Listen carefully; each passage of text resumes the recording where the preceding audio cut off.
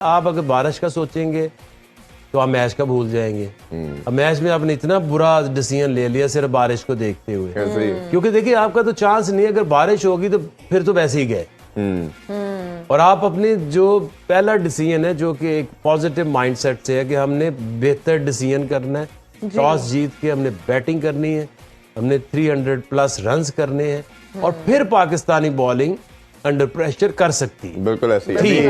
لاٹھی چارج دیکھ رہے ہیں آپ, چھکے پہ چھکا لگ رہا ہے, چوکے پہ چوکا لگ رہا ہے. پچھلے 2 دن سے میں غصہ کھا رہا تھا کہ سری لنکن کپتان کے اوپر, جی جی جی نیوزی لینڈر کپتان کے اوپر, اور آج ہمارے اپنے کپتان کے اوپر.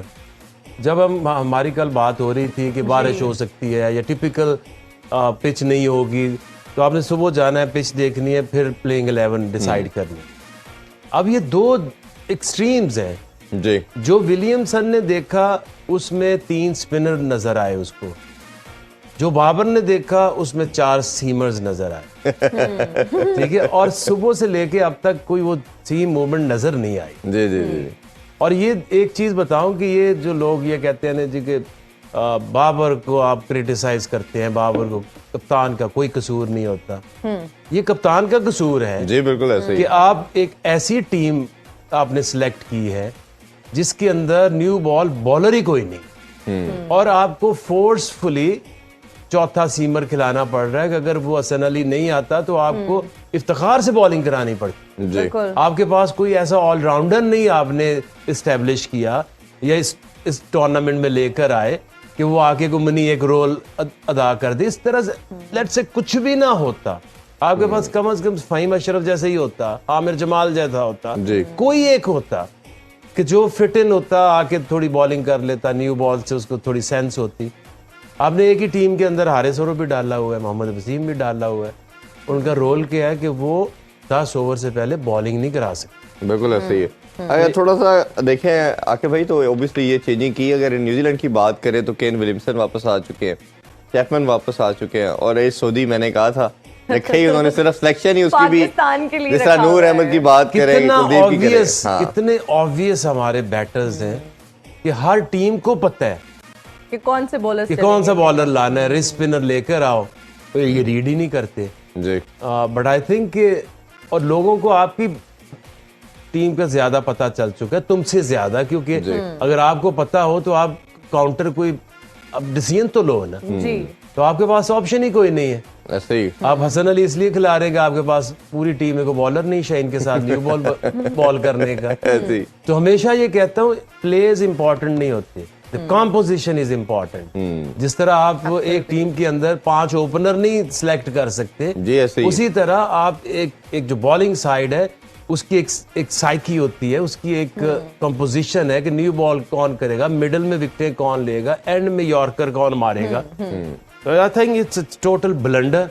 اور آج باری دینا وہی ہے جو پچھلے 2 میچوں میں ہوا, سری لنکا کے ساتھ ہوئی, جو نیوزی لینڈ کے ساتھ ہوئی, آج پاکستان کے ساتھ بھی ہو رہی ہے. عاقب سر اب ان کو کتنے رنز پہ روکنا پڑے گا تاکہ پاکستان کے لیے چیس کرنا آسان ہو جائے؟ آپ کیا سمجھتے ہیں کہ اتنے رنز بنا کر بس ان کو روک لیں؟ 236 تو ہو چکے ہیں, 236 تو ویسے آلریڈی ہو چکے ہیں.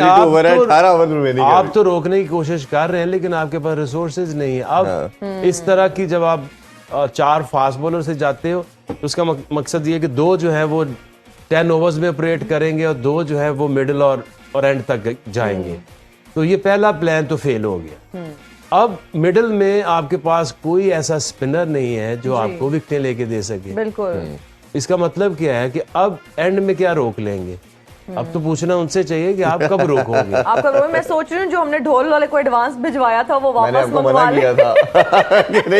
جو ایڈوانس بھیجا تھا ڈھول والے کو وہ واپس ہی منگوا لیں. پروڈیوسر صاحب وہ کسی شادی میں ایڈجسٹ کروا لیں. But it's too early to say, کیونکہ جس طرح کی کنڈیشنز ہیں میچ کسی طرف بھی جا سکتا ہے, لیکن ابھی تک کی ہم جو بات کر رہے ہیں جی ہو سکتا ہے کوئی ایک میریکل, جس طرح سری لنکا سے جیت گئے تھے 344 رنز, لیکن یہ 344 نہیں, یہ 400 کا لگ رہا ہے. اچھا کہ بھائی اس میں ایک چیز اگر دیکھیں تو جو ڈیسیژن کے اندر تھاٹ پروسیس لگ سکتا ہے بابر کا یا تھنک ٹینک کا, وہ بارش ہے. بارش کے علاوہ مجھے کوئی اور لاجک اس کی سمجھ نہیں آتی کہ شاید رین فورکاسٹ جو ہے وہ 1 بجے کے بعد بھی یا 2 بجے کے بعد بھی ہے, تو ان کے مائنڈ میں ہوگا کہ بارش ہوتی ہے डे मैच है, ओवर कम किए जाएंगे डकवर्थ तो लुइस के अगर आप देखें तो दुनिया में सबसे ज्यादा जो हर टीम हुई थी वो 92 में साउथ अफ्रीका हुई थी, और वो सेकंड बैटिंग में हुई थी, जो एक बॉल पे उनको कहा था चलो 49 रन बना के दिखाओ। ऐसे ही है। तो ये ऐसा नहीं है कि आप सेकंड बैटिंग करो तो डकवर्थ लुइस आपको हर्ट नहीं करता, बिल्कुल ऐसे ही। वो करता है। आपने सिर्फ ये देखना है, आप अगर बारिश का सोचेंगे तो आप मैच का भूल जाएंगे।